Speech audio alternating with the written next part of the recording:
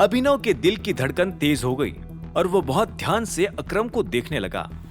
अकरम अभिनव को जो दिखाने की कोशिश कर रहा था वो अभिनव ने अब से पहले कभी ना तो देखा था और ना ही उसके बारे में सोचा था।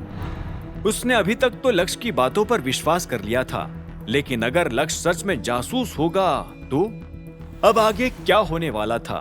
क्या सच में अरबाज अभिनव के लिए कोई जाल बिछा रहा था? क्या अभिनव अरबाज के जाल में फंस जाएगा? और क्या होगा जब दिक्पाल को टाइगर के बारे में वो जानकारी मिलेगी जिसका वो बेसब्री से इंतजार कर रहा है? इन सभी सवालों के जवाब जानने के लिए सुनते रहिए आगे। उधर जब अभिनव अकरम के घर में लक्ष्य के बारे में बात कर रहा था, तब इधर अनन्या भी परेशान सी बैठी हुई थी। उसे समझ नहीं आ रहा था कि उसे क्या करना चाहिए। अभिनव की बातें रह रहकर उसके कानों में गूंज रही थी। हालांकि उसकी नजर में अभिनव की कोई वैल्यू नहीं थी, लेकिन अभिनव की कही बातें उसके दिमाग का पीछा छोड़ने का नाम ही नहीं ले रही थी। वो जानती थी कि वो अकेली ही प्रोटॉन वाली डील को संभाल सकती थी, फिर भी उसके दादा सनी को उसके साथ रखने पर इतना जोर क्यों दे रहे थे? जब अनन्या को कुछ समझ नहीं आया तो उसने गहरी सांस ली और सनी की तरफ देखा जो प्रोटॉन वाले लोगों से कुछ बात कर रहा था। उनमें से एक कर्मचारी ने सनी से कहा, मीटिंग बस कुछ देर में शुरू होने ही वाली है, और वो सनी को अपने साथ मीटिंग रूम की तरफ ले जाने लगा।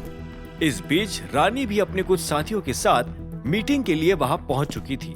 उसने जैसे ही देखा कि सब लोग आ चुके हैं तो उसने सभी से कहा, गुड मॉर्निंग एवरीवन, हम बस कुछ ही देर में मीटिंग शुरू करने जा रहे हैं।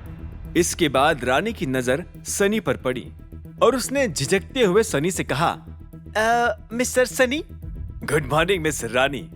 उधर से सनी ने मुस्कुराते हुए जवाब दिया।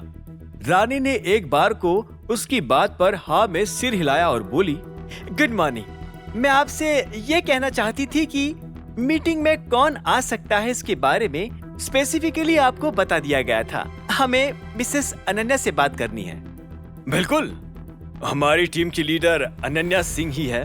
मैं तो यहाँ बस as a part of representatives बनकर अब बैठा हूँ। अगर आपको इससे कोई दिक्कत ना हो तो हमें मीटिंग शुरू करनी चाहिए। सनी ने रानी की बात का जवाब देते हुए कहा।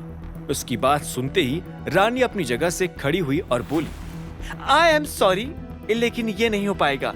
हमें ये मीटिंग शुरू तो करनी है, लेकिन आपके बिना। रानी की ये बात सुनकर सनी के होश उड़ गए और उसने कहा, क्या? हाँ, आपको ये मीटिंग छोड़कर जाना पड़ेगा। रानी ने साफ शब्दों में सनी के सामने अपनी बात रखते हुए कहा। सनी हैरानी भरी नजरों से रानी को देख रहा था। इतने में अनन्या ने अपनी जगह से खड़े होकर कहा, यह सब क्या चल रहा है? सनी हमारी टीम का एक इम्पोर्टेंट हिस्सा है, इसे मीटिंग से उठकर जाने की क्या जरूरत है? भले ही अनन्या को सनी पसंद नहीं था, लेकिन वो अपनी नजर के सामने किसी के साथ अन्याय होते हुए नहीं देख सकती थी। वैसे भी सनी उसकी टीम का हिस्सा था और अपनी टीम मेंबर को डिफेंड करना अनन्या की जिम्मेदारी थी। अनन्या के जवाब में रानी ने पलटकर जवाब दिया, अनन्या तुम सही कह रही हो, लेकिन हमने ये कॉन्ट्रैक्ट सिर्फ तुम्हारे साथ साइन किया है और हम ये भी चाहते हैं कि सनी इस टीम का हिस्सा ना रहे। अब इससे पहले कि अनन्या आगे कुछ कह पाती, सनी अनन्या की तरफ पलटा और उससे गुस्से से घूरते हुए बोला, ये सब तुम्हारा किया धरा है ना? ये सब तुमने किया है। जलती हो तो मुझसे, जलती हो। सनी के मुंह से ये इल्जाम सुनकर अनन्या ने एक गहरी सांस ली और अपने आप को शांत करते हुए कहा, ये सब तुम क्या बोल रहे हो? मुझे इस बारे में कोई जानकारी नहीं थी। हाँ, ये सही कह रही है। ये सब अनन्या की वजह से नहीं हो रहा है, ये टाइगर का ऑर्डर है। रानी ने अनन्या के बचाव में आते हुए कहा। ये नाम सुनते ही सनी के तोते उड़ गए। इससे पहले कि वो आगे कुछ कहता, रानी ने कहा, अब आपको जाना पड़ेगा मिस्टर सनी, प्लीज एक्सक्यूज अस।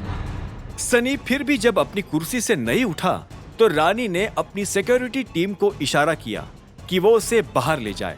आगे की कहानी जानने के लिए देखें अगला एपिसोड सिर्फ पॉकेट एफएम के यूट्यूब चैनल पर, और द रिटर्न ऑफ टाइगर के सारे एपिसोड्स को सुनने के लिए डिस्क्रिप्शन में दी लिंक से डाउनलोड करें पॉकेट एफएम ऐप।